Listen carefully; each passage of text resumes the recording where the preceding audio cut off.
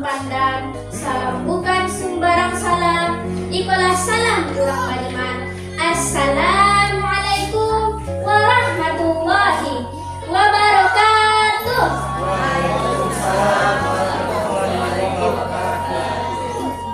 Halo semuanya, perkenalkan, nama saya adalah Zahrana Faizan.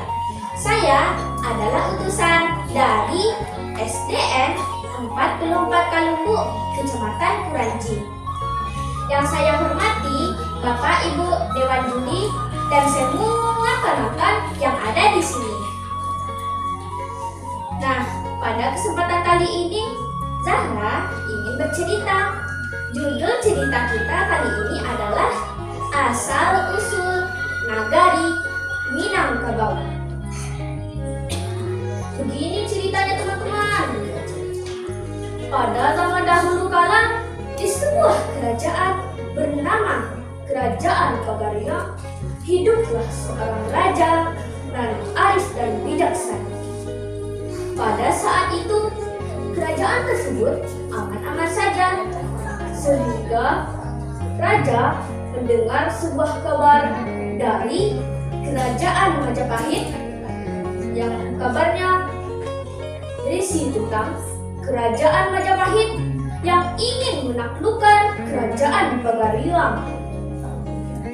Raja pun yang mendengar kabar tersebut segera memanggil semua gembala, prajurit, dan panglima perang untuk berunding.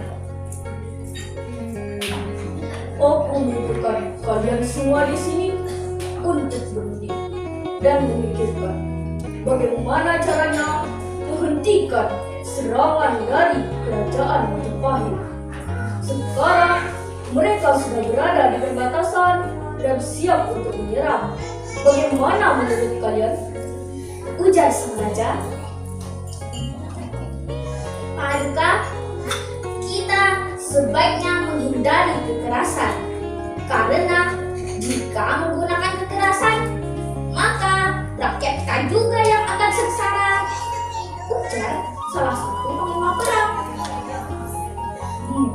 Ya, aku juga setuju. Bagaimanapun, jika menggunakan kekerasan, maka rakyat kita juga yang akan sengsara. Kita harus memikirkan cara yang lain. Akhirnya, setelah mendengar semua nasihat, salah satu panglima perang mengusulkan sebuah ide yang cemerlang. Paduka Raja, bagaimana kalau kita ganti peperangan dengan adu kerbau? Tetapi sebelum itu, kita ajak mereka untuk berunding. Dan jika cara itu tidak mempan, barulah tantang mereka untuk adu kerbau. Bagaimana Paduka Raja? Akhirnya, setelah berpikir panjang, Raja pun menyetujui usulan tersebut. Raja pun menyuruh putrinya, Datuk Tante Joggerhano, untuk pergi ke perbatasan dan menemui pasukan Kerajaan Majapahit bersama dayang-dayang. Wahai putriku, jika engkau berkenan, aku ingin mengutusmu bersama dayang-dayang untuk pergi ke perbatasan dan menemui pasukan Kerajaan Majapahit. Baiklah ayah, aku akan mematuhi ucapanmu, ujar Datuk Tante Joggerhano. Akhirnya, Datuk Tante Joggerhano mematuhi ucapan ayahnya dan juga menyuruh para dayang-dayang menggunakan pakaian yang indah dan juga menyuruh mereka membuat makanan yang lezat. Setelah itu, maka Datuk Tante Joggerhano dan para dayangnya pergi ke perbatasan untuk bertemu pasukan dari Kerajaan Majapahit. Setelah tiba, Datuk Tante Joggerhano menyambut mereka semua dengan ramah. Selamat datang tuan-tuan. Kami semua adalah utusan dari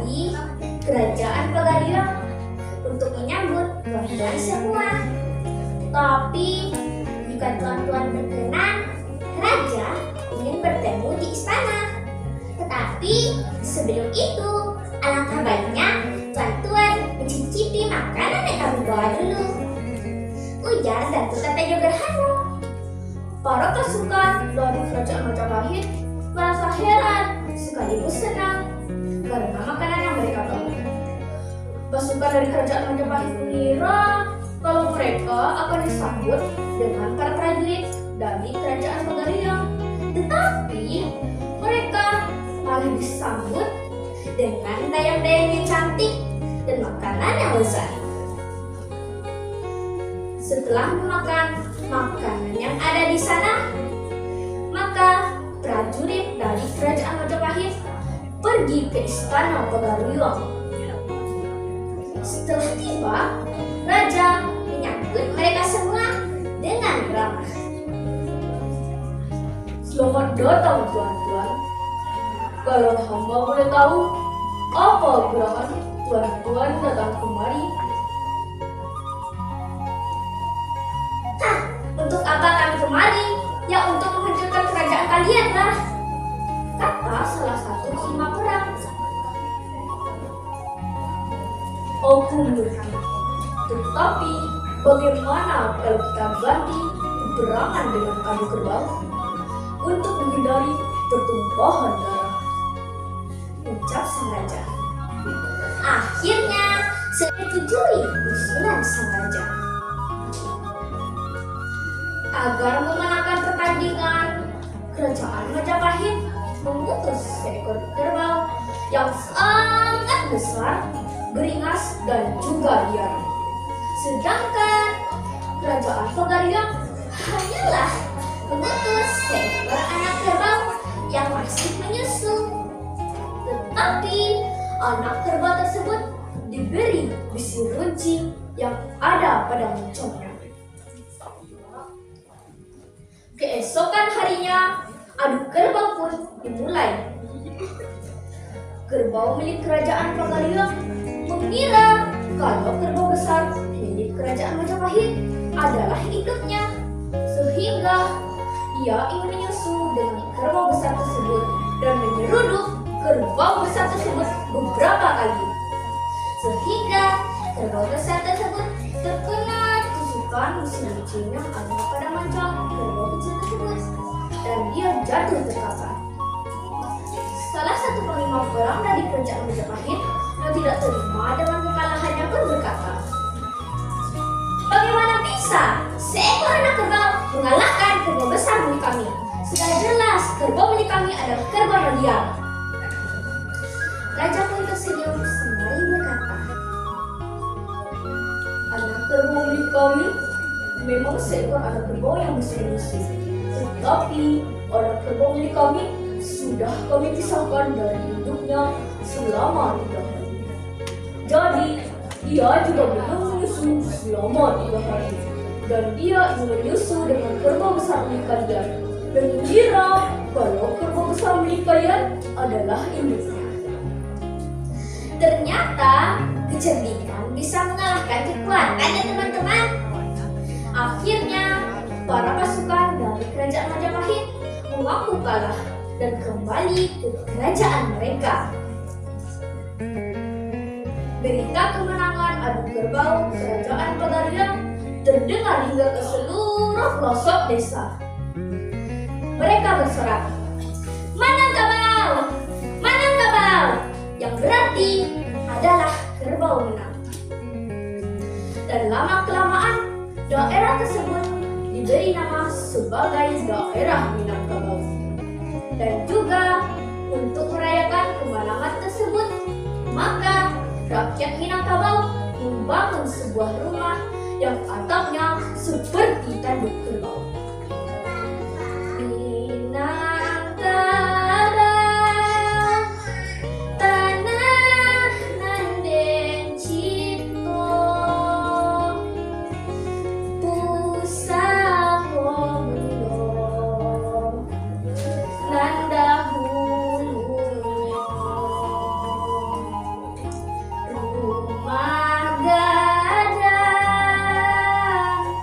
nan